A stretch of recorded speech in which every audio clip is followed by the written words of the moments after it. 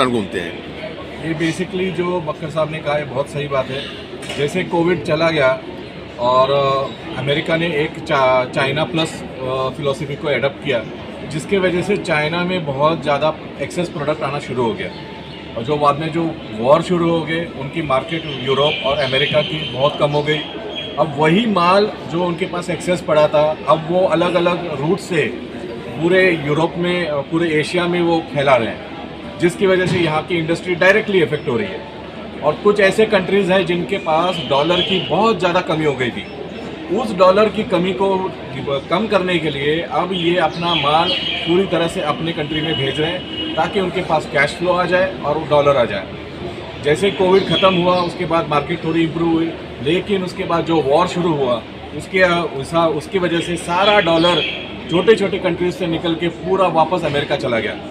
America ने 2% growth दी, लेकिन सारा डॉलर आज उसके पास है।